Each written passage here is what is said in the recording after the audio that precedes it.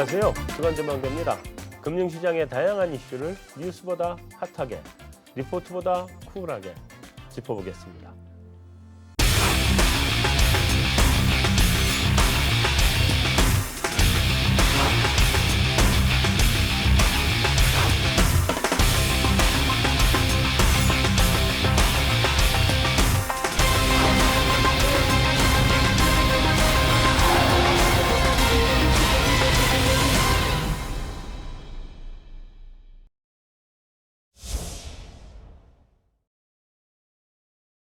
안녕하세요. 안녕하십니까. 안녕하십니까. 네. 어서 오십시오. 이 미국이 1년에 한 번씩 꼭 생일 맞이하듯이 연례 행사로 연말에 12월 달에 연준 생일이 혹시 12월이에요? 생일처럼 그렇게 1년에 한 번씩 연말에 12월에만 그렇게 금리 인상을 하더니 올해 들어서 이제 갑자기 나 생일 바꿨어. 지금 금리 인상을 했어요. 그죠? 뭐 얘기는 미리 그 옐런이 미리 얘기는 했고 그러니까 다들 이번에 금리 인상이구나 하고 받아들이고 있었고 다음에 그 미국의 채권 시장이나 이런 데에 이미 한 90% 반영이 돼 있는 상황이었고 그죠? 어쨌든 금리 인상을 했는데 시장 반응들이 어땠어요? 네, 뭐 투자 심리의 방향성을 잃고 있었던 것들이 이제 각자 고생하듯이 방향성을 잡고 움직였습니다. 뭐 일반적으로는 호의적으로 FOMC 이벤트를 받아들였고 결과적으로 달러는 다소 좀 약세로 돌아서면서 증시도 강해졌고 채권 시장 역시나 10년물 미국채 10년물 기준으로 2.60 레벨에 있다가 2.50을 조금 하회하기도 했었습니다. 그래서 결국 2.50% 레벨에서 멈췄습니다. 뭐 우리나라 역시나 미국 시장 흐름과 유사하게 흘러가면서 원달러 환율은 좀 떨어졌고요. 원화 강세로 좀 돌아섰고 증시와 채권 모두 좀 강세장을 시연을 했습니다. 근데 환율하고 채권이 사실은 약간 좀 그 특이했던 거는 기본적으로 원래 미국이 금리 인상을 하면 달러 강으로 가야 되고 그죠? 채권 시장은 이제 약세로 가야 되고 이랬던 건데 오늘 그게 그 달러 약으로 나오고 이런 것들이 지금 시장에서 연준이 금리 인상을 빠르게 하지 않을 거구나라는 그것 때문에 그렇게 움직인 거죠? 네, 그게 가장 주요했습니다. 그죠? 올해도 뭐 금리 인상을 했지만 점도표는 크게 바뀌지 않았다. 그러니까 뭐 크게 빠르게 긴축적으로 나아가지는 않겠구나라는 점에서 시장에 좀 안도감이 높아진 것이 아닌가 이렇게 보는 것이 적절할 것 같습니다. 원화가 갑자기 1130 뭐 이렇게 가가지고 얘가 갑자기 왜 미쳤나 왜 이러지? 그러고서 유심히 봤더니 시장이 달러가 약으로 갔더라고요. 어쨌든 자 이제 네 분 돌아가면서 쭉 저희가 이제 드디어 FOMC의 이야기가 시작이 되겠습니다. 우리 여기서 이제 시장 흐름을 얘기해 줬으니까 우리 윤여삼 연구원부터 이렇게 쭉 그다음에 이상재 이사님, 그다음에 이동원 이사님, 그다음에 우리 신월 연구원 이렇게 들어가면서 이번 FOMC 관전평. 뭐 일단은 뭐 앞서 전도표 얘기를 했는데 최근에 그 불과 1월 FOMC까지는 3월 금리 인상에 대한 기대가 그렇게 높지 않았어요. 2월 마지막 영업일까지도 3월 인상 가능성 30%밖에 안 봤다는 거죠. 그래? 불과 2주 만에 이제 블랙아웃 들어가기 전에 패드의 그 도비시안 위원들조차도 3월에 지금 올려야 될 분위기가 됐다라고 이제 직접 이베으로 언급하니까 마켓이 그걸 프라이싱하기 시작했고 그래서 짐치 이게 또 더 앞서가는 거 아니야? 뭐 일부 빨리 가는 뭐 JP모건 같은 IB들은 올해 4번 금리 인상까지 이제 전망을 수정했더라고요. 그런 쪽에 대한 리스크가 프라이싱 되고 있다 보니까 뭐 채권 시장도 뭐 12월 FOMC에 기록했던 전고점 수준까지 올라가 있고 그다음에 뭐 그 여러 자산 가격들이 이제 긴장감을 갖고 관전 받지만 열어보니까 뭐 우리는 원래 가던 길대로 갈게 정도의 이제 결과가 나왔기 때문에 금융시장들 아까 처음에 그 신화연구원이 반응했듯이 금리 인상한 것 치고는 가격 지표들이 그 방향대로 움직이지 않았죠. 반대로 움직여 버렸죠. 네, 오히려 그렇게 갖고 왔던 긴장감이 풀리는 거기에 제일 핵심은 역시나 점도표가 혹시나 올해 연내 4번까지 올라가는 건 아닐까라는 걱정을 풀어냈다는 게 오늘의 제일 중요한 핵심 관전 포인트였던 것 같습니다. 이상재 이사님. 예, 그 연준 내에서 가장 비둘기라고 평가받는 라엘 브레이드는 이사까지 3월달에 금리 인상을 해야 한다라고 얘기를 했으니까요. 네. 뭐 그게 확대 해석이 되면서 역시 금리 인상 횟수가 확대되느냐가 관심이 없는데 그게 좀 안도였다라고 봐야 할 텐데 제가 주목하는 것은 그 엘렌 의장의 기자회견에서 나온 문구 중에 하나입니다. 네. 엘렌 의장의 기자회견에서 보면은 역시 이제 그 중립 연방 기금금리가 하락한 것은 맞고 네. 따라서 이제 금리를 그렇게 급격하게 올릴 필요는 없지만은 대신에 이제 앞으로 경제가 좋아지면은 중립금리가 조금씩 올라간다라고 본 거죠. 그래서 거기서 이제 그 결정적으로 얘기한 게 지난 2000년대처럼 뭐 그때도 베이비 스텝이었지만 매번 금리 인상하는 스탠스는 이번 2010년대 그 금리 인상 그 국면에서는 반복 그때하고는 전혀 다르고 대신에 이제 한 3개월에서 4개월 단위로 금리를 한 차례 올리는 게 말 그대로 이 그레듀얼이라는 표현의 데피니션에 해당된다라는 말을 네. 엘렌 의장이 이제 기자회견에서 한 걸 보고 아 시장은 지금 마음속으로 뭐 혹시 트럼프의 경제 정책이나 이런 것들이 나와서 만약에 경제가 지금 생각했던 것보다 좋아지면은 지금 이번에 인상에도 불구하고 연준이 언제든지 바뀔 수 있는 게 아니냐 이런 우려감이 있었는데 그런 우려감을 확실히 이렇게 좀 불식시켜주고 그게 이제 시장에서 오늘 안도로 이렇게 다 가격 변수에 반영된 결과가 아니겠는가 그래서 엘렌이 뭐 항상 그래왔지만은 뭔가 이제 트럼프 정부하고도 트럼프가 가장 우려하는 것은 금리를 가파르게 올리는 거거든요. 네. 그 부분에 대해서 확실하게 어떤 의견 교환을 했다. 그래서 시장은 크게 불안해하지 않고 미 연준의 정책을 지켜볼 수 있겠다라는 점이 저희 측면에서는 좀 재밌게 봤습니다. 유 이사님, 네. 시장이 그러니까 연준이 혹시 이게 호키시하게 나오는 거 아니냐고 굉장히 움츠러들어 있다가 그렇죠. 금리 인상은 예고대로 하기는 했지만 또 멘트는 도비시하게 나와서 지금 시장이 네. 도비시 쪽으로 움직인 거죠? 그렇죠. 네. 결국은 이 금리 속도가 인상 속도가 빨라질 거를 우려했기 때문에 네.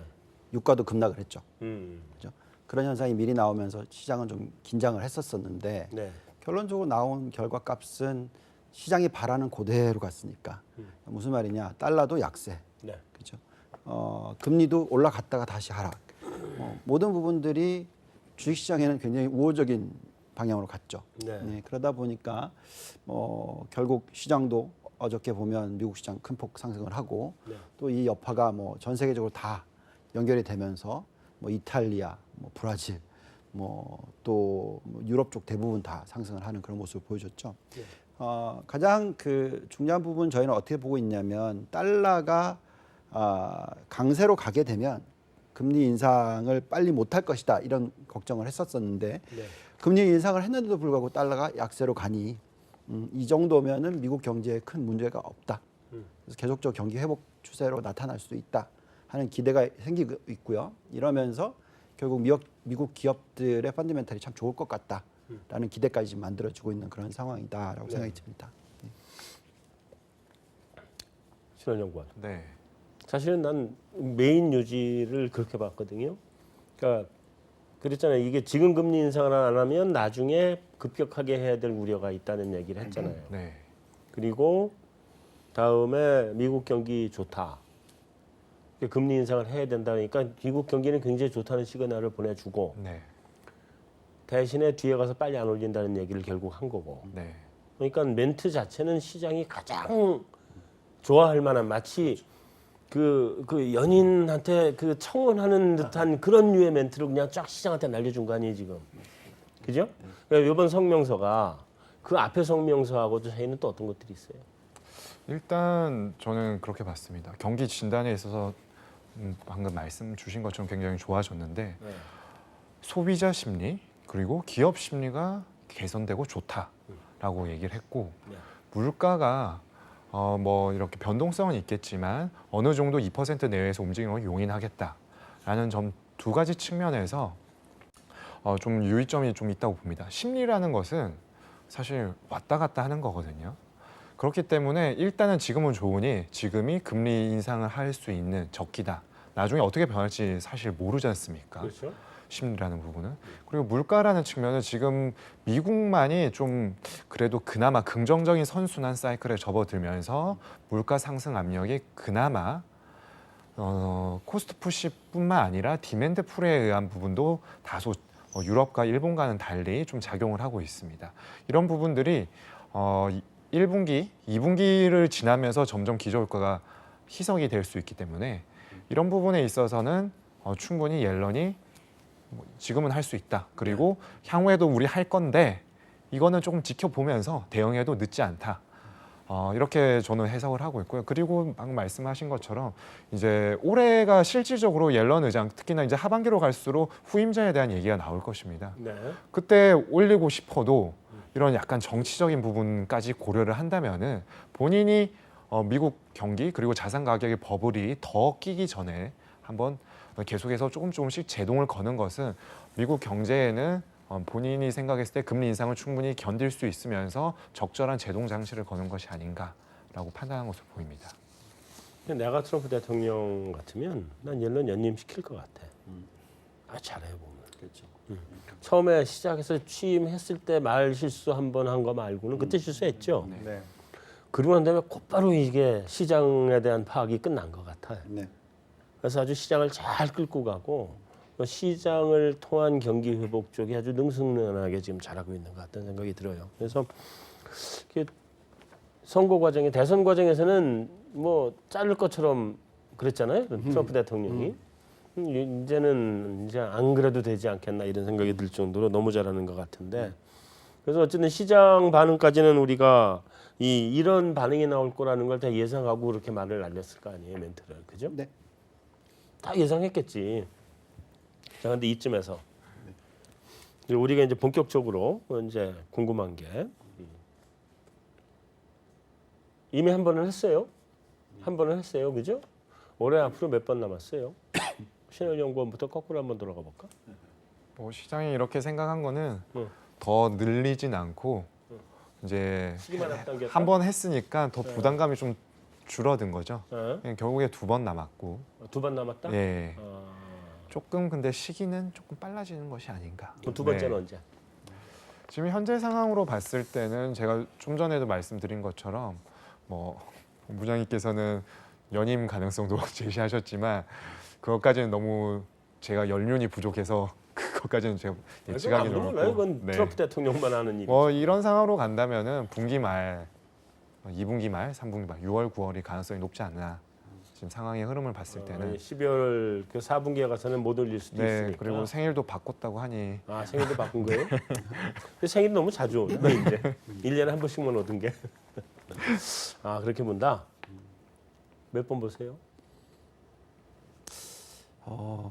작년에는 저희가 속도가 굉장히 느릴 거라고 얘기를 해서 맞췄는데 네, 올해 올해는 2번이라고 생각했는데 네, 지금 두 번이라고 속도가 빨라지고 생각했죠. 있죠. 네. 그래서 사실 조금 걱정스럽긴 합니다만 그래도 저는 채권보다는 주식을 뭐 예측하는 사람이다 보니까 네. 저희가 바라는 거는 2번인데 좀 늦었으면 좋겠죠. 무슨 말이냐? 9월이나 12월에 남은 게 두 번? 남은 게 2번인데 남은 게 두 번인데. 네, 두 번인데. 이제는 어쨌든 예. 일단 3번은 인정하시는구만. 네. 그래서 9월, 12월 정도 되지 않을까 그러길 바라는 거죠, 그 사실. 희망사항이다. 네, 희망사항이죠.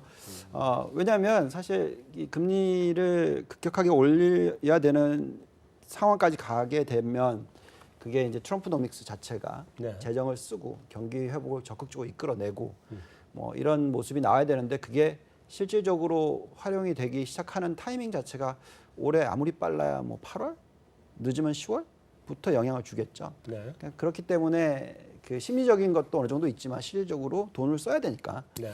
그게 되는 타이밍 자체가 조금 뭐 6월부터 금리를 올릴 필요가 있겠느냐 한번 올려놨는데 그래서 좀 주식시장에는 스윗스팟이 나왔으면 좋겠다. 무슨 말이냐? 3월부터 9월 사이에 이 구간이 금리는 크게 안 움직이고 경기는 회복하는 모습을 보여주고 뭐 이럴 경우에 주식시장이 계속 상승할 수 있는 구간이 나타날 수 있기 때문에 저희는 그렇게 되는 것이 좀 적당한 수준이 아닐까.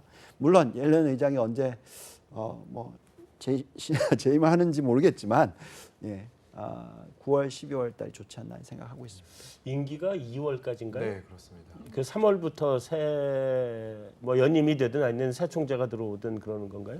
2월 그 날짜에 이제 바톤 터치하는 것으로 알고 있습니다. 2월 며칠이죠, 그 제가 날짜가? 2월 며칠인지는 잘 기억이. 1일부터 아마 2월 1일. 2월 1일부터요. 바톤 터치. 2월 초부터. 시간이 얼마 없긴 없네. 자, 이상재 이사님. 예, 저도 고견을 얘기해 주시면. 예, 저도 올해 이제 2번 남았다고 생각을 하고요. 네. 시기는 다음 인상 시기는 6월 가능성이 좀 높지 않는가. 그리고 이제 9월과 12월은 역시 이제 마지막 임기를 앞두고서 좀 눈치 보기를 할 가능성도 좀 있어 보이는데 6월을 그렇게 보는 이유는 결국은 이제 경제 지표에 따라서 연준의 액션을 취할 수밖에 없는데 지금 고용과 소비의 흐름을 보면은 연준이 금리 인상을 조금 미뤄야 할 정도로 고용 쪽에서 이렇게 뒤로 밀리기보다는 앞으로는 이제 임금 상승이 조금씩 확대될 수밖에 없는 상황이고요. 네. 그런 쪽의 지표가 나오면은 뭐 지금 6월이라 그래도 어차피 5월은 한번 쉬는 거니까 그렇게 놓고 보면은 역시 앨런 의장이 얘기했던 것처럼 3, 4개월 단위로 일단 어나운스를 한 이상은 6월 달에 한 번 더 인상할 가능성이 우리가 배제할 수 없다. 그렇게 보여집니다. 일단은 6월 2번 더 남았고 예, 다음은 다음은 6월이 될 가능성이 높고 그다음에 나머지는 9월이든 12월이든 언제든 그 하반기에 가서 한 번 더 있을. 예. 점도표는 그냥 세 개가 여전히 똑같이 나온 거죠. 네, 뭐 중간값은 유지가 됐는데 그래도 이제 그 중간값의 그 집중도라고 해야 될까요? 그러니까 네. 평균값은 올랐어요. 평균값은 올라서 연준 인사들도 이전 뷰보다는 조금 더 긴축 성향 쪽으로 돌긴 했는데요. 근데 또 좀 재밌었던 건 전체적인 성장, 물가, 실업률에 대한 프로젝션, 장기 프로젝션 자체는 크게 바뀌지가 않았어요. 네. 특히나 뭐 성장 같은 경우에 1.8%, 그러니까 미국의 잠재 성장률이 여전히 이가 안 된다라는 걸 페드도 인정하는 부분이고 네. 또 하나 오늘 좀 관련 게 방금 인상 시점에 대한 고민들 중에 하나가 아까 심리 지표들이 지금 굉장히 좋은 건 다들 인정하는 부분인데 그렇죠. 네. 그에 비해서 이제 실제 소매 판매라든지 생산 쪽 지표를 보면 그러니까 기분은 좋은데 몸은 정말 좋은 따라오지 상태인가. 않고 있는 거죠. 그거에 대한 의심이 있어요. 왜냐하면 이번 1Q가 지금 애틀란타 페드의 GDP 나오가 지금 0%대로 떨어져 버렸어요. 1Q GDP가. 네. 그러니까 너무 지표들이 잘 나오고 있고 그리고 기분은 굉장히 좋아서 주가는 사상 최고치라고 하는데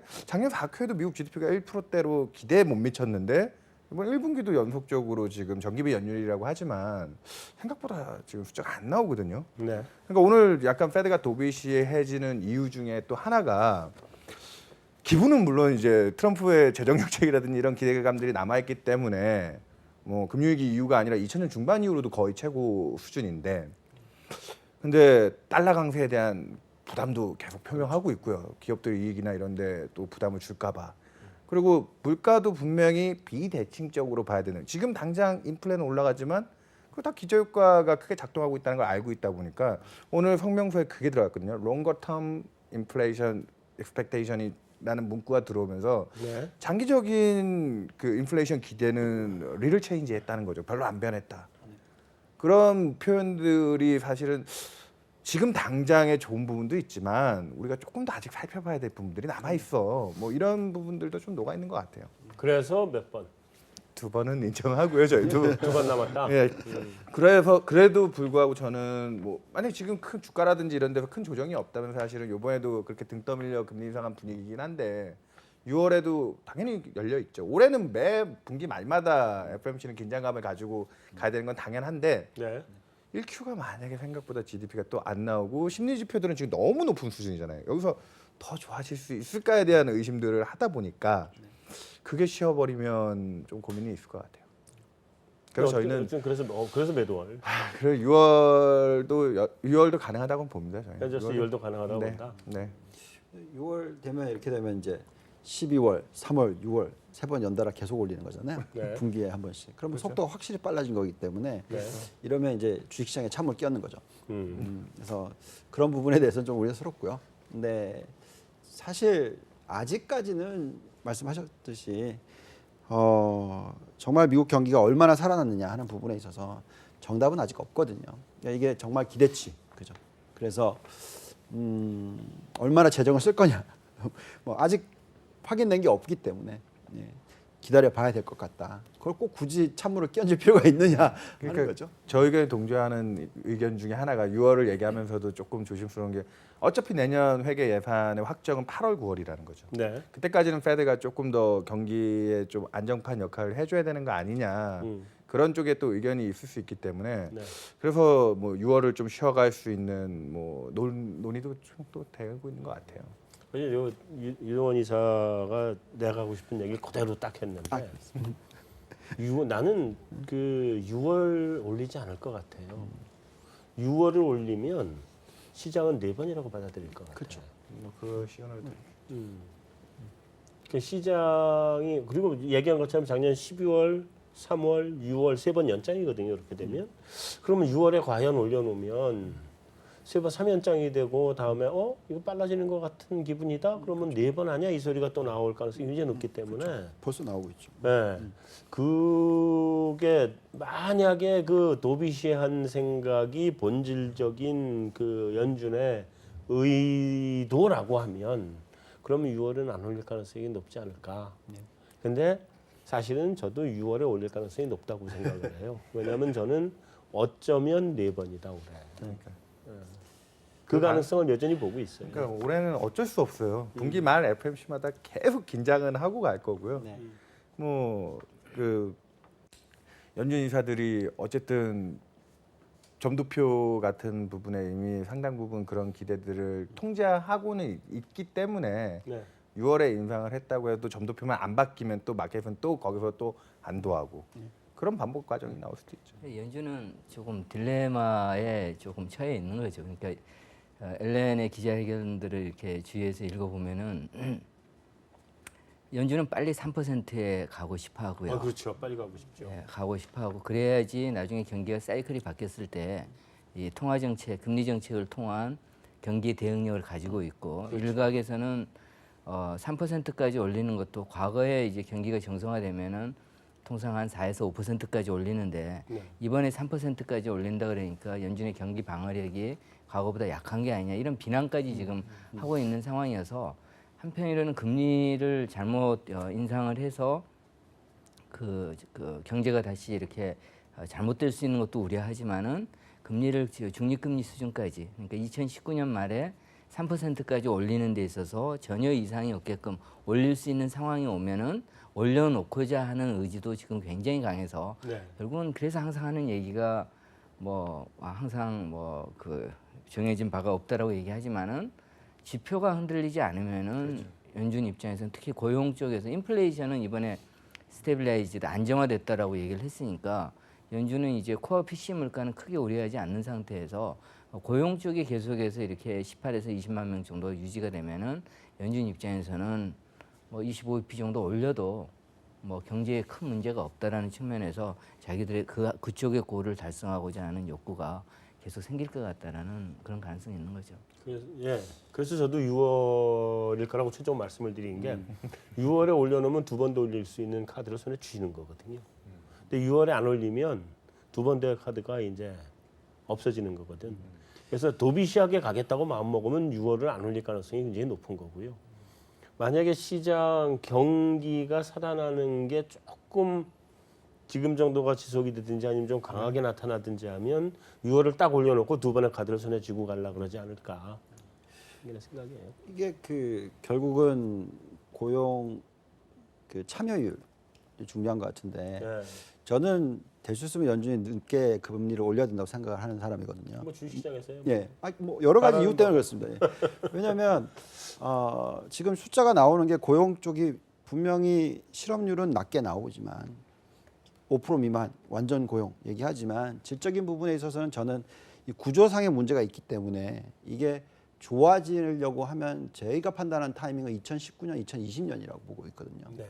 그래서 참여율 자체가 계속 떨어져서 62.4%까지 내려왔다가 지금 이제 63%까지 올라왔는데 이게 다시 회복을 쭉 하는 속도가 나오느냐 그 속도가 정말 속도가 붙는 타이밍이 2019년, 2020년이기 때문에 그 전에 금리를 3%까지 올려놔 버리면 저는 굉장히 좀 안 좋을 수도 있다고 생각하거든요. 그래서 지금 당장은 금리를 꼭 굳이 이렇게 빨리 올릴 필요가 있느냐 그런 생각을 하고 있습니다. 네, 충분히 가능하죠. 왜냐하면 지금 경기에 미국 혼자만 좋은 상태고 나머지가 안 좋아서 미국 혼자 가는 것도 속도 빨리 못 낼 거고 나머지가 다 따라 올라오기 시작하면 이제 속도가 붙을 텐데 그런 면이 있긴 하죠.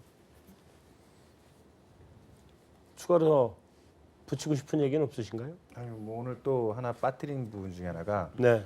마켓이 긴장했던 이슈 중에 하나가 이제 그 밸런시트 패드의 연준의 자산에 대한 이슈가 이제 또 어떻게 될 거냐.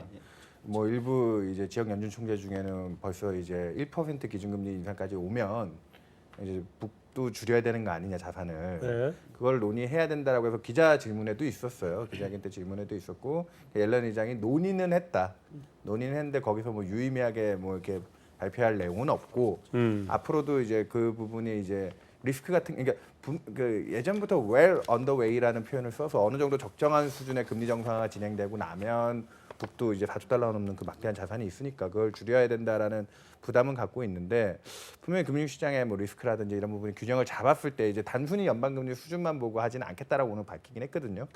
그래서 그 부분에 대한 뭐 좀 부담이 들어오면 사실 또 뭐 채권 시장의 이제 금리 상승에 대한 뭐 수급적으로 연준이 채권 매도에 가까운 포지션이니까 그냥 유통 시장에서 매도를 하지는 않겠지만 연준이 어쨌든 연준이 들고 있던 물량 자체가 민간에서 소화해야 되는 상황으로 연결이 되는 거기 때문에 오늘 그 부분에 대한 부분도 사실 뭐 크게 이슈화되는 부분이 없었다라는 게 조금 패드가 오늘 그래도 도비시했다 뭐 이런 예. 쪽으로 보이는 거죠. 예, 저도 덧붙이고 싶은 게 오늘 시장이 그렇게 안도했던 요인 중에 하나가 엘렌의 기자회견을 보면은 바로 그 연준의 자산 축소와 관련해서 한마디를 했거든요. 네. 연준의 자산 축소에 대해서도 그레듀얼과 프리덕티브하게 하겠다, 예측 가능하게 하겠다. 네. 네. 즉 다시 말해서 이번에 금리 인상할 때도 항상 선제 가이드런스로서 이번에도 그렇지만은 순이라는 표현을 해서 3월에 대한 시사점을 인상 가능성을 그 전에 다 보여줬었고요. 네, 그렇죠. 작년 12월도 그렇고 2015년 12월도 그렇고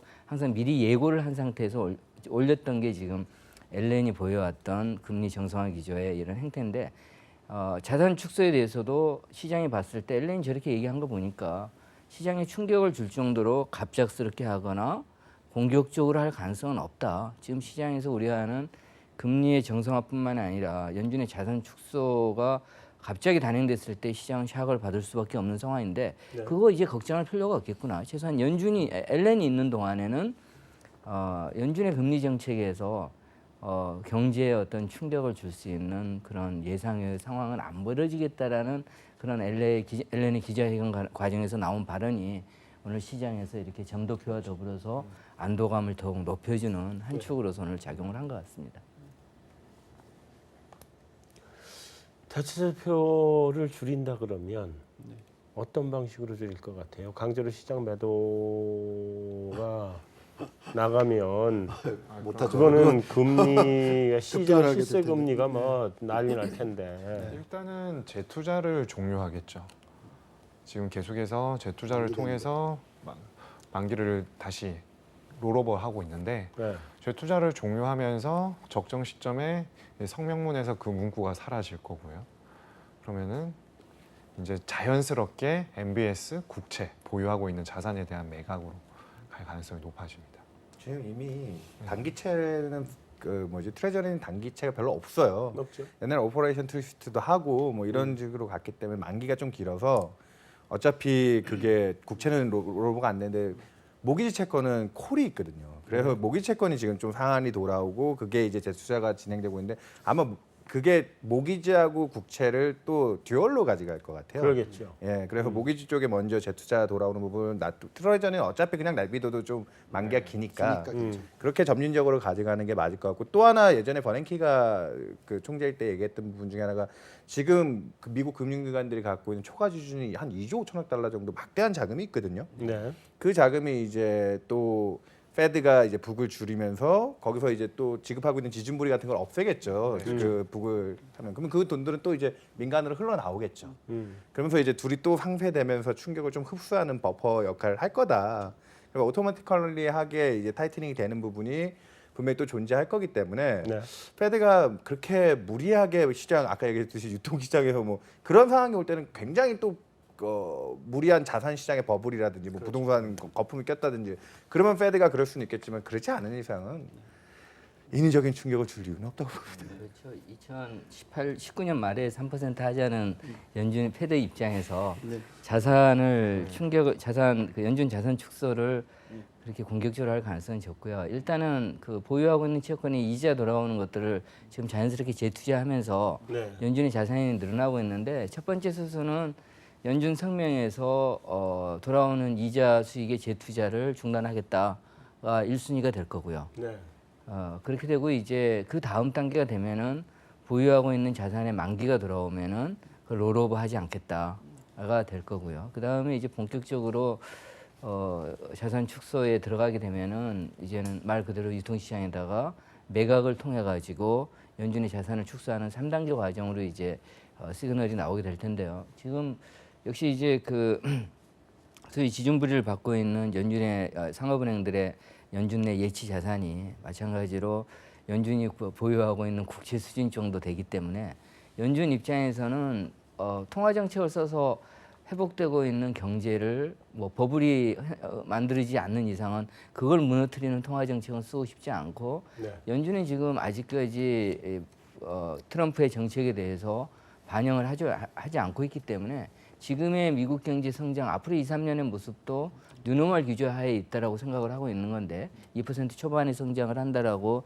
프로젝션을 내놓고 있는 상황인 건데 더군다나 2019년에 대해서는 1.9로 떨어뜨렸죠. 그러니까 연준은 지금 성장이 계속 좋아지는 게 아니라 오히려 2, 3년 뒤에는 떨어진다라고 보기 때문에 온건하게 할 수밖에 없는 상황인데 앞으로 나오는 연준의 그런 것들을 종합을 해보면은 연준의 자산 매입 축소 역시 그 상업은행들이 예치한 초과 지준과 이게 상쇄될 수 있는 방향으로 경제에 충격이 가지 않는 방향으로 처음에 이제 자산 재투자를 이자 재투자를 중단했을 땐 충격이 오겠지만은 궁극적으로 놓고 보면은 그게 시장과 경제에 충격을 줄 가능성은 지금 최소한 앨런이 있는 동안에는 가능성이 적다. 다음번에 연준 의장이 들어온 사람이 어떤 철학을 가지고 들어오는지는 그때 가봐서 그 사람을 보고 판단해야겠지만은 연준이 있는 동안에는 시장은 크게 긴장할 가능성은 적다라고 보여지는 거죠. 네.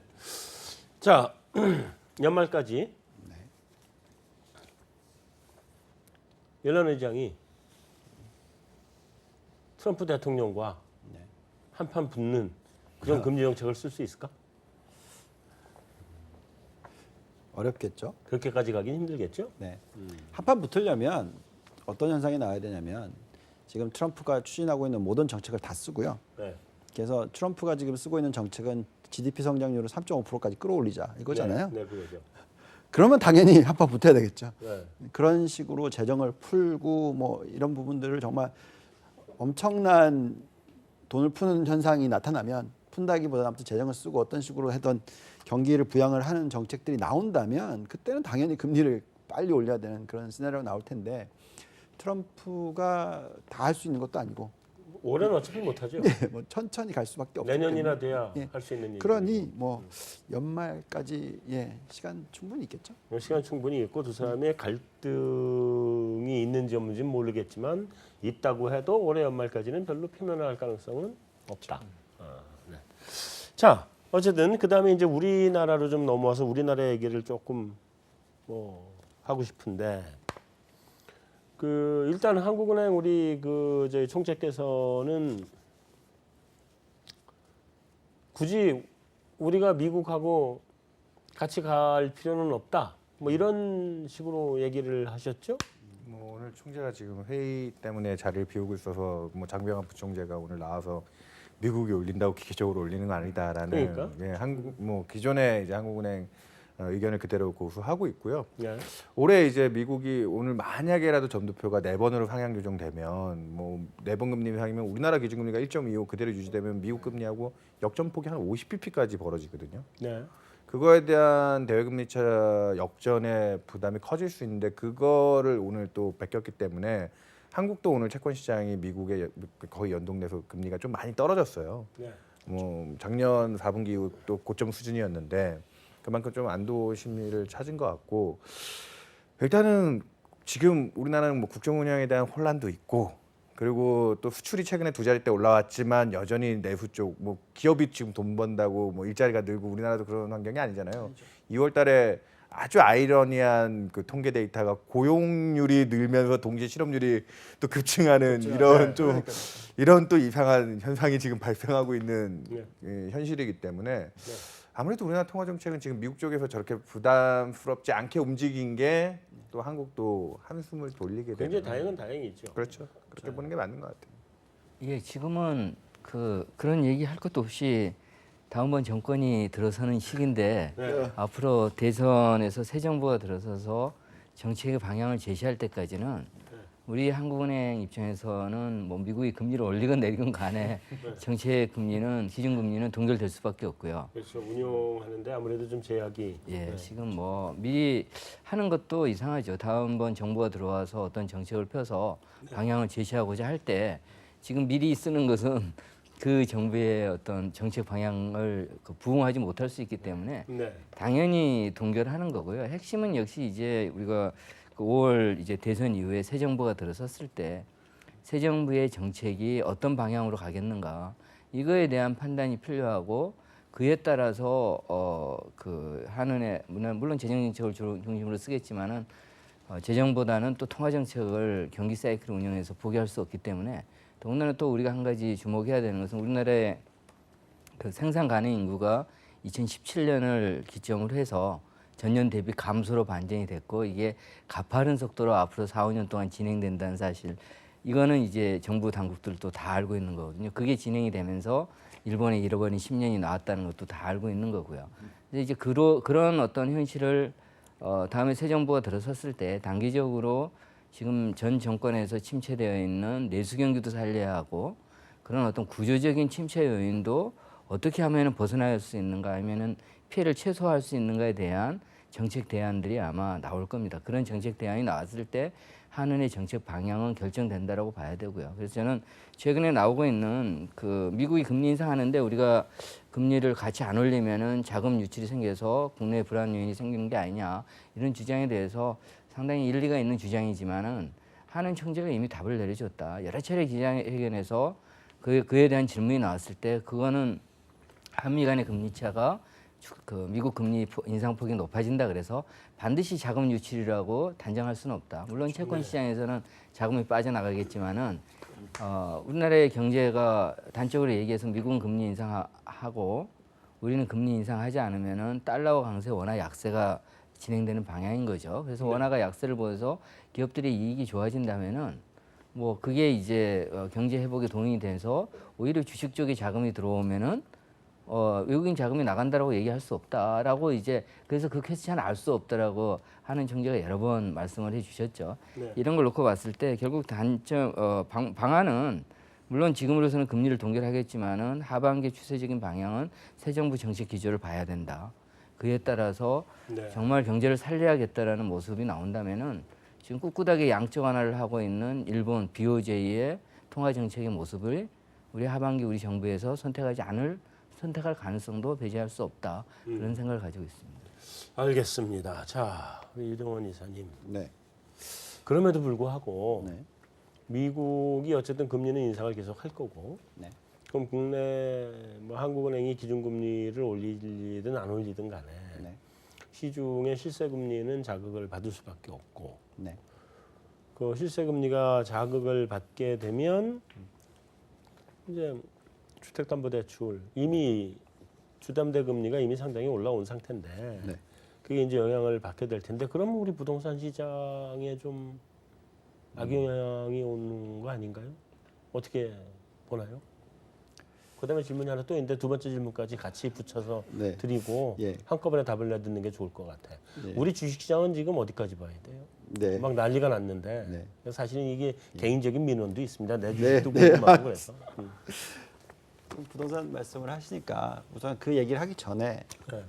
결국은 한국의 정책 자체가 지금 환율하고 연관성이 상당히 높았죠. 네. 근데 작년 자체가 인플레이션이 없었기 때문에 단가가 굉장히 낮았지 않습니까? 그래서 결국은 뭐 흑자인데 수출은 마이너스 증가율. 그러다 보니 당연히 환율을 약하게 가져가는 정책을 썼다라고 보면 될 것 같고요. 근데 이제 뭐 트럼프가 환율 조작국 얘기도 나오고 있고 네. 실질적으로 저희가 수출 품목들의 경쟁력이 상당히 높다고 저희는 생각하고 있습니다. 그래서 환율이 1,150원이든 1,100원이든 1,050원이든 저희는 수출은 잘 될 거라고 생각합니다. 네. 그래서 결국 환율 자체가 지금은 절상으로 가도 괜찮은 게 아니냐, 뭐 어느 정도 놔두고 있는 게 아니냐 이런 생각이 들고요. 네. 자, 이 부분이 왜 중요하냐면 결국 은행권도 담보대출을 해주고 BIS 비율도 다 연결이 돼 있는데 실질적으로 원화가 절상이 돼야지 BIS 비율에 플러스 효과입니다.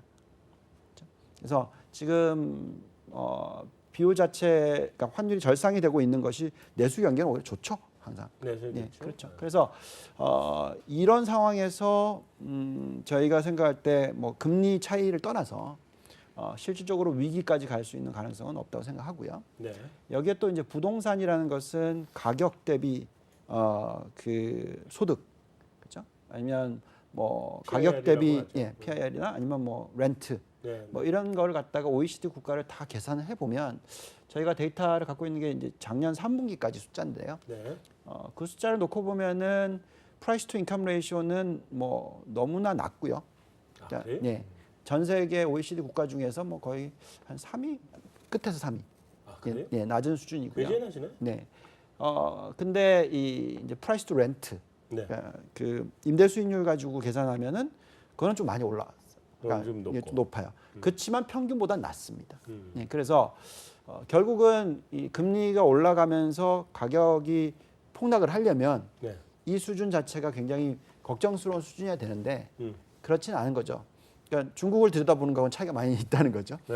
예, 그래서 저희가 판단하기에는 금리가 그렇게 급격하게 상승을 하지 않으면 물론 가계부채 비율이 GDP의 뭐 90%다, 85%다 뭐 이런 얘기를 하지만 네.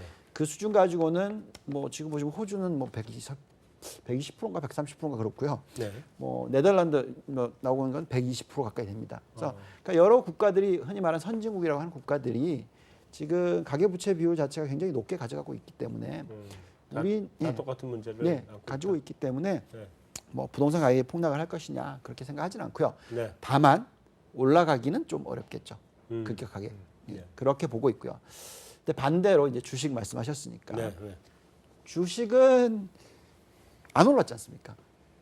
지난 뭐 거의 2011년 이후에 거의 뭐 2천에서 계속 계속 이렇게 예, 이거 있잖아요. 딱. 그렇죠. 한 박스권에 있었고 네. 근데 그 구간에서 기본적으로 ROE가 바닥을 찍고 상승을 했어요. 네.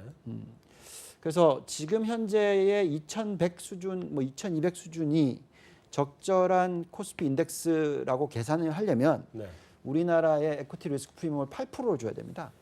이게 잘 이해가 안 가실 수 있겠는데 8%라는 거는 할인율이 8%가 더 그렇죠. 추가된다는 거죠. 그렇죠. 미국이 한 5%고요. 네. 일본이 지금 한 6%고요. 심지어 중국이 6.5%입니다. 네. 우리는 지금 8%를 주고 있어요. 네. 그만큼 디스카운트를 1.5%나 해주는 거죠. 그러면 만약에 우리나라가 8%가 아니라 7%다. 그러면 코스피 적정 가격이 얼마가 나오냐면 2,600이 나옵니다. 만약에 6.5%면 6.5%면 뭐 거기서 또 250포인트 더 올라가는 거죠. 그래서 만약에 7%다. 아니 7%가 아니라 뭐 6%다. 세계 평균이다. 그럼 3,000 넘어가야죠. 그런 숫자가 나옵니다. 그래서 좋다. 예, 그렇죠. 그래서 그렇기 때문에 이 네. 한국 주식 시장은 여태까지 지금 뭐 탄핵 국면이다, 뭐 여러 가지 문제를 가지고 네. 어쨌든 눌러놓을 대로 눌러놨어요. 음. 그러니 탄핵이 되고 나니까 오히려 시장이 올라가죠. 네. 여기에 또 환율도 절상이 되는 효과가 나오니 외국인들은 주구장창 사는 거죠. 그렇죠. 예. 그러니까 전혀 우리가 예상했던 거하고는 틀린 방향으로 하는 거죠. 예. 그래서 이런 추세가 계속될 거다 저희는 이렇게 생각하고 계속된다? 있고요. 네. 그래서 올해 상반기 안에 드디어 역대 최고치를 뚫지 않을까. 역대 최고치가 얼마였었어요? 2,250을 2231입니다. 2,230. 1입니다. 네. 상반기 안에 2,230을 뚫는다. 그럼 지금부터 거의 한 80 정도는 더 올라가, 100 정도는 올라가야 이제 뚫을 거 아니에요? 예. 근데 재밌는 현상이 다들 생각도 안 하고 있는데 벌써 많이 올라왔죠. 많이 올라왔어요. 예. 대부분의 펀드 매니저 제가 만나면 하면 언제 올라왔는지 모르는 거 있어요. 예. 벌써 2,100을 훨씬 올라왔는데도 네. 네. 그런 상황이니까 올해 내로 2,600? 그럴까요? 그건 잘 모르겠습니다만 그거는 이제 정권 바뀌고 아니 왜냐면 내 매도 타이밍을 잡아야 되기 때문에. 그러시구나. 네. 약간 덧붙이고 싶은 말씀이 있는 게 네. 저희도 이제 그 한국 시장에 대해서 저희도 굉장히 긍정적으로 평가를 하는데요. 저희들이 주목하는 게 지금 외국인들이 사실 사서 주가를 올리는 거 아닙니까? 그렇죠. 외국인들이 왜 한국을 살까? 그렇게 한국을 상대적으로 이렇게 등한시하면서 소외를 했었는데 네. 갑자기 올해 들어와서 그러니까 그동안 쳐다도 안 봤잖아요. 우리. 쳐다도 안 봤는데 왜 살까에 대해서 저희들이 조금 이 비교되는 게 2012년도 말에 일본에서 아베 정부가 2012년 12월에 선거에서 당선이 됐을 때 네. 그때 이제 외국인 투자자들이 일본 증시에 대해서 했던 행태가 좀 생각이 나는 거거든요. 당시에 이제 그 일본 글로벌 헤지펀드 입장에서는 당시 2012년 그 8월 이후에 일본에 불어닥친 이 극우 열풍에 의해서 네. 아베가 압도적으로 당선된다는 것은 헤지펀드 애들 입장에서 굉장히 예견이 됐었고요. 네. 아베가 당선이 되면은 아베가 그동안 했던 정책을 보면은 지금 우리가 보고 있는 이런 양적 완화, 아베의 세 가지 하살 이 정책을 추진할 것이다라는 것은 지금 글로벌 투자자들 입장에서 보였던 거죠. 네. 따라서 일본의 이 시장이라는 것은 아베 당선만 되면은 양적 완화에서 엔화 가치가 떨어지고 그게 기업의 이익의 증가로 이어질 것이다. 이거는 100% 투자를 해야 한다 그러면서 당시에 일본에 들어왔던 외국인 투자 자금의 순매수 행진을 보면은 12월에 선거가 있었는데 9월부터 일본 증시를 사기 시작합니다. 네. 순매수를. 네. 그래서 그 순매수 샀던 게 언제까지 이어지냐면은 2015년 여름까지 이어지고요. 네. 그러니까 거의 2년 반 가까이 이어지고요. 네. 샀던 규모는 당시 한 3년 동안에 일본 니케이 시가총액의 한 9% 정도를 외국인의 순매수 자금이 그 2년 반 사이에 들어오는 거죠. 네. 우리가 알고 있는 것은 니케이 225가 8천 가던 게 2만까지 갔다라는 것도 우리가 지금 알고 있고요. 그렇죠. 네. 저희도 이게 지금 주목이 되는 것은 외국인 입장에서 보면은 그때도 일본은 지표상으로는 쳐다볼 게 없었거든요. 잃어버린 10년, 20년의 연장선상에 위치하고 있었으니까. 네. 한국도 지금 굉장히 지표로만 보면은 한국을 살 이유가 전혀 없는 거죠. 저는 뭐 그런 상황 이미 이제 박근혜 정부가 탄핵을 받으면서 새 정부가 들어설 가능성이 있었고 들어섰을 때 새 정부가 취해야 하는 정책은 이전 정권에서 못했던 것들은 반대로 잘하는 쪽으로 모든 걸 반대로 추진할 것이다. 그 반대로 추진해야 하는 상황은 앞으로 지금 보이는 것처럼 이런 어떤 그 일관성이 보이지 않는 아주 미진한 그런 경기 부양 정책이 아니라 통화든 재정이 됐건 간에 강력한 경기 부양 정책을 추진하지 않을 수 없고 두 번째는 산업 정책 역시 그런 어떤 약간 추상적인 용어보다는 세부 마이크로 산업이 산업에 대한 육성 정책이 수반이 되는 보다 구체적인 중장기 산업 육성 정책이 나올 것이다. 그럼 주도주가 형성이 될 것이다. 그런 상태에서 수출이 올해 회복이 되고 있는데 그런 정책들이 나오면은 거기에 내수 회복이 가세한다면은 굉장히 한국 경제의 회복폭은 성장폭은 높은 데서 올라가는 게 아니라 낮은 데서 올라가면은 모멘텀은 훨씬 더 커질 수 있다. 이런 것들을 외국인들이 지금 한국 경제에 대해서 보고 있는 게 아닌가. 그래서 이 상당히 강한 상승 장세. 우리가 지금 올라가고 있을 때는 모릅니다. 우리가 2003년도 3월부터 시작해가지고 2008년 1월까지 물경 2000년대 5년 동안 주가가 상승을 했는데 항상 올라가는 초반이나 중반에는 이게 그렇게 5년 올라간 거라고는 사람들이 생각을 못하는 거거든요. 네. 주가가 4배가 올라갔는데 이런 것들을 감안을 해보면은 역시 이 지금에 있는 모습은 뭐 아직은 그렇게까지 속단을 하기는 조금 너무 많은 환상적인 기대 섞인 전망일 수는 있지만은 그런 가능성이 최근에 조금 보인다. 외국인에 대해서 해석할 수 있는 게 특별하게 보이기보다는 특별히 한국을 주장하는 게 그런 모습들이 과거 좀 일본과 비슷하다. 지금 우리의 네, 상황이에요. 알겠습니다. 자, 근데 이제 문제는 이 친시장 성향의 정권이 들어올지 안 들어올지 제가 확신을 못 하겠어가지고 뭐 하여튼 신원연구원 네, 일본 좀 넘어가 보죠. 네, 금정이 동결했죠. 네, 동결했습니다. 네. 그럼 제대로 한 거예요? 지금 미국이 인상 기조로 나섰는데 일본은 동결이란 말이에요? 워낙 구로다 총재님이 말씀이 너무 이렇게 잘하시니까 네. 코에 고면 코걸이, 귀에 고면 귀걸이. 구렁이 담 넘어가다. 네. 아, 그 상황 진단에 대한 표현이 네. 너무나 좀 예술적인 것 같습니다. 그래서 뭐 일본 경기는 엔화의 강약에 의해서 수출입이 증가율이 왔다 갔다 하는 상황이고 네. 물가 역시 뭐 기저효과에 의한 반등 유로존과 크게 다르지 않다고 보고 있습니다. 뭐 전반적으로 최근에 뭐 언론에서 나타나고 있듯이 우리나라는 청년 실업률이 너무 높은데 일본은 이제 구인난에 해당했다. 라고 뭐 하고 있지만 아직 그 질적인 부분에 대한 부분은 사실 조금은 더 판단이 필요할 것으로 보이고요. 네. 전반적으로 최근의 통화 정책 흐름을 보면은 통화 정책뿐만 아니라 정치적인 부분까지 트럼프 정부 출범 이후에 정치 경제를 동시에 좀 밀착하려는 그런 흐름의 연장선상으로 보는 걸 좀 적절할 것으로 저는 생각하고 있고요.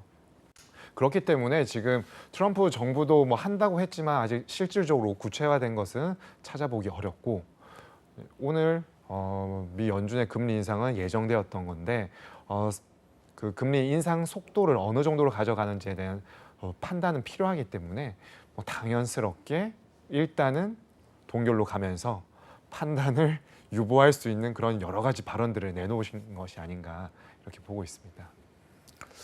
뭐 일본은행이 그 몰래 테이퍼링 시작했다며요? 뭐 요즘에 맞아요? 그러니까 파는 물량 자체는 워낙 지금 뭐 BOJ가 이미 일본 국제 시장의 절반 가까운 뭐 규모를 유지하고 있고 그래서 조금 뭐 물건 구하기가 힘든 상황까지 간 거 아니냐. 그래서 물건을 못 구해서 테이퍼링을 할 수밖에 없다. 이런 논의까지 나왔는데 그럼에도 불구하고 지금 이제 어쨌든 중요한 건 뭐 제로금리 타겟에 대한 부분도 명확하게 계속 유지를 하고 있고요. 필요하다면 뭐 마이너스 금리 폭을 타겟부터 낮출 수도 있다라는 완화적인 스탠스를 유지하고 있고 아까 얘기했지만 제일 일본 주식시장은 그냥 엔 보고 움직이잖아요, 사실. 엔화 보고 움직이는데 지금 어제 미국이 또 그렇게 약간 도비시한 패드 때문에 엔은 또 112엔 뭐 이렇게 위협을 받고 있거든요. 그러면 또 일본 경제는 지금 아베가 더 트럼프에 우호적으로 다가갈 수밖에 없는 게 어쨌든 일본은 그 양적 완화를 포기할 수가 없다라는 그 결정적인 통화 가치에 대한 약점을 가지고 있으니까. 그래서 일본 그 구로다 총재는 지금도 여전히 그 제로금리 타겟도 0.1 그때 10년 금리가 넘어갈 때 이게 자칫 잘못하면 일부 해치 펀드들의 공격에 의해서 뭐 JGB 턴트럼이 터지지 않을까 염려를 했는데 그 부분도 지금 상대적으로 잘 안정적으로 잘 통제하고 있고요. 그래서 일본의 통화 정책은 궁극적으로 미국의 금리 정상화가 이루어지는 과정에서 지금 뭐 일부 고용이나 이런 사정들은 좋아졌지만 근원 물가라든지 아직 해결되지 않은 문제들이 또 많잖아요. 현재 있잖아요. 그러니까 완화적인 스탠스 자체를 지금 바꿀 뭐 의지도 없고 그리고 지금 좀 구로다 총재가 그래도 방어적으로 대응하고 있는 거 아니냐 그렇게 보입니다. 그 20위는 어떨 것 같아요? 이 시비는 조금 일본과는 좀 상황이 다르고 다르잖아요. 예. 우선 정치 일정도 워낙 혼란스럽고 한데 가장 중요한 부분은 지금 마리오 드라기 총재가 한 말이 근원 물가에 대한 확신은 없다라는 부분이에요. 그렇기 때문에 뭐 여러 가지 지표들이 특히나 좀 경기도 살아나고 있고 이런 국가들의 그런 디플레이션에 대한 우려가 많이 탈피가 되었음에도 불구하고 뭔가 액션을 취하기에는 이번에 미국 FOMC는 좀 전에 윤 팀장님께서 말씀하셨다시피 이 1월달 FOMC 이후에는 그 금리 인상 3월에 과연 할까 말까 했는데 너무 지표들이 잘 나오니까 물러설 수가 없어서 이번에 금리 인상을 했는데 이 시비는 그 정도까지의 강도를 확신하기에는 조금 뭔가 부족한 것 같습니다. 그렇기 때문에 일단은 뭔가 좀 유보하는 스탠스를 취할 가능성이 높겠고요. 또한 뭐 계속해서 뭐 연초부터 정치에 대한 일정을 빼놓을 수가 없는데 4월달에 프랑스 4, 5월달에 대선이 있지 않습니까? 그거를 빼놓고는 뭔가 어떤 액션을 취하기가 굉장히 어렵다고 볼 수밖에 없겠습니다. 이 시비는 다음 달에 당장 800억 유로씩 원하던 걸 600억 유로 줄이니까 최근에 일부 그래서 벌써 이제 조금 사는 양을 줄였더니 또 일부 유럽계 아이비들이 또 유럽이 테이퍼링을 서두는 거 아니야? 왜냐면 독일 같은 경우에는 최근에 지표가 워낙 양호하거든요. 독일 같은 경우. 그래서 독일 중앙은행 총재 같은 경우에는 지금 뭐 유로화 약한 게 왜냐면 독일이 유럽에서 유일하게 환율 조작국 또 대상국이잖아요, 사실. 그게 우리 수출에 그렇게 플러스가 아니다, 뭐 이런 방어적인 얘기도 하고 있거든요. 사실 그래서 유럽은 그 안에서 뭐 메인 경제권끼리도 체온이 너무 다르잖아요. 뭐 독일, 프랑스, 이탈리아 이 3개국만 봐도 실업률, 물가 속도 뭐 이런 게 다 차별화가 돼 있는 상태에 정치 일정들이 있으니까 일단 4월 달에 양적 완화 규모가 좀 줄어드는 거에 대한 여파도 보고 그리고 나서 이제 어느 정도 한 올해 하반기쯤 가면 연말쯤 가면 또 내년도에 양적 완화를 이제 완전히 철회하느냐 아니면 또 규모만 축소해서 좀 빅스텝으로 또 더 유지할 거냐 그런 고민들을 해야 될 텐데 지금 벌써 예단하기에는 좀 이른 시점인 것 같아요. 저는 뭐 유럽 자체에 대해서 저희가 올해 초부터 서프라이즈 존이다라고 얘기를 하고 있거든요. 네. 예. 결국은 이 정책적인 불확실성, 뭐 브렉시트, 뭐 여러 이유 때문에 결국은 재정 확대 정책을 전혀 못 썼죠. 지난 몇 년 동안에 그죠.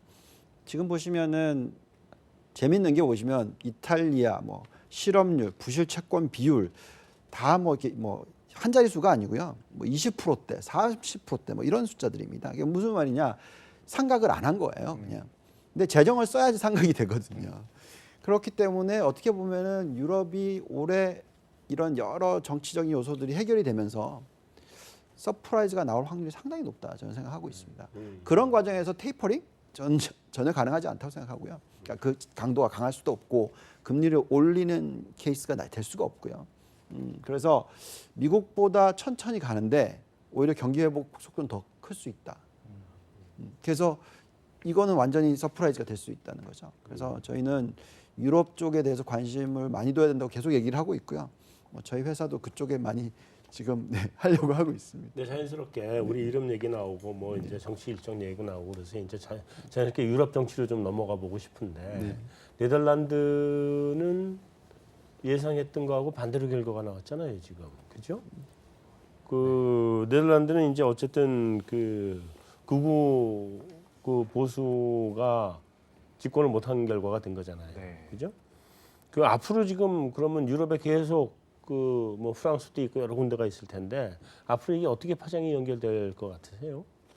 그러니까 말씀하시는 걸 생각해 보면 이 시비가 있었고 브렉시트가 터지고 자꾸 이런 쪽으로 가니까 이게 불안한 거 아니냐 이런 식의 얘기가 나오는 건데 어떻게 보면은 이 시비가 있었고 독일이 컨트롤을 많이 했기 때문에 재정을 풀지를 못했죠. 네. 예. 근데 지금 영국이 그대로 example을 보여줬는데 브렉시트가 일어나자마자 금리 인하 여기에 재정 풀겠다. 어떻게든 경기 부양시킨다. 이런 식으로 가는 거죠. 네. 그래서 이게 정말로 물론 유로가 망가지지는 않을 거라 생각합니다.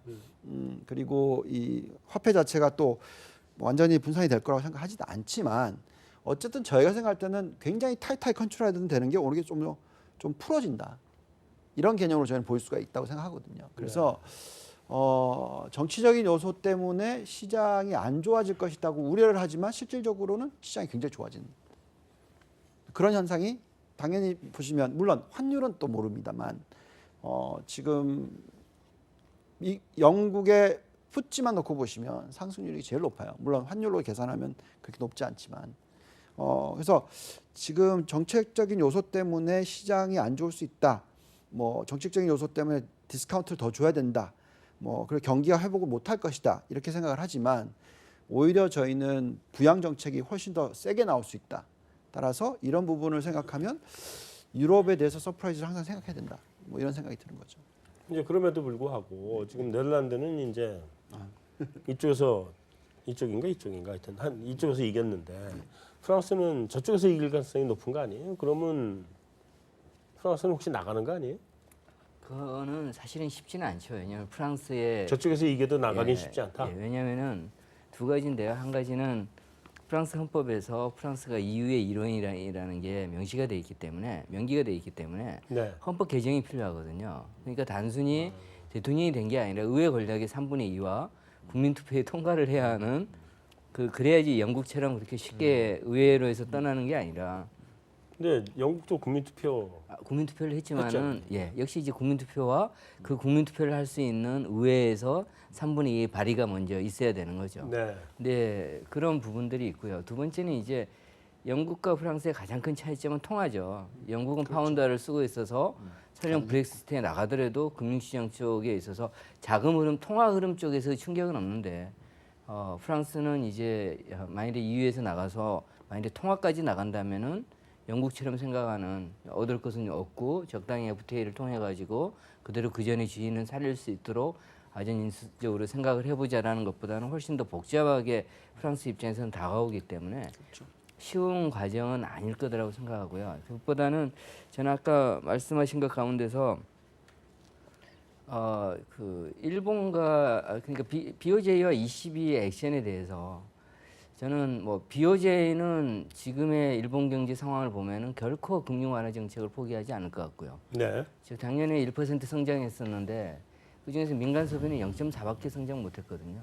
여기서 그나마 순수출하고 정부 지출 통해 가지고 1% 성장한 나라가 여기서 BOJ가 금융 완화를 포기해서 엔화 강세를 아주 강하게 간다. 그러면은 도저히 그 기다리는 시간조차도 가질 수 없기 때문에 그건 불가능해 보이는데 ECB 같은 경우는 사실 작년 유로존 GDP 성장률이 1.7이거든요. 그 전에 1.6이거든요. 유로존의 잠재 GDP가 1.5인데 드라이가 정말 정책을 잘 폈는지 모르지만 2년 연속 이제 잠재 성장률을 높였기 때문에 최소한 유로존 내에서 핵심 국가들 경우에는 인플레 갭을 우려해야 할 수 있는 상황까지 지금 가고 있는 거죠. 그나마 드라이가 워낙 강력한 비둘기파에서 버티고 있지만은 최근에 유로존 PMI들 지표들 이렇게 최근 3, 4년 내 최고치로 올라오면서 이렇게 가고 있는 모습들을 보면은 언제까지 버틸 수 있는가? 생각보다 빨리 테이퍼링에 대한 계획을 올 연말까지 매월 600억 유로 매입은 유지를 하겠지만은 그 이후에 자산 매입을 종결을 짓는 계획에 대해서 발표할 수 있는 여지가 갈수록 드라기 입장에서는 압력이 커질 것 같다. 그게 결국은 유로화가 강세로 가면서 미 달러가 약세로 가고 그 미 달러와 약세의 여파로 인해서 신흥국에 대해서 글로벌 투자 자금들이 조금 더 긍정적으로 볼 수 있는 하나의 계기도 될 수 있을 것 같다라는 생각입니다. 터키는 왜 그래요? 터키까지요. 아니 이미- 터키하고 지금 EU하고 좀 문제가 굉장히 복잡하게 얽혀 있는 거 아니에요? 그러니까 네덜란드까지도 거기에 엮여가지고 이번에 네덜란드 총선에도 영향을 주는가 했는데 이민에 대한 이슈잖아요, 사실. 네. 그러니까 유로존은 지금 이제 경제적인 문제 외적으로 독일에도 가장 많은 이민자가 터키 이민자죠? 맞아요. 그리고 터키 이민자도 있고 그 외에 이제 지금 아랍 쪽에서 몰려서 가는 몰려가고 네, 그런 분위기가 있기 때문에 사실 유로존은 지금 우리가 경제 논리로만 놓고 보면 사실 그렇게까지 뭐 막 불안한 분위기는 아니지만 정치적으로는 아직 뭐 그 밑에 잠재되어 있는 압박이 국민 정서를 그렇죠. 그러니까 터키 쪽이라든지 이런 쪽에서 그리고 터키 대통령 같은 경우에도 최근에 뭐 한번 쿠데타까지 겪으면서 네. 굉장히 좀 어려운 상황을 가져갔는데 그 관심을 또 유로존과의 갈등으로 어떻게든 자기네들도 좀 풀려고 하는 것 같거든요. 그 이민자들이 지금 터키가 또 시리아 난민이라든지 이런 데 대한 부담이 제일 크니까요, 사실. 네.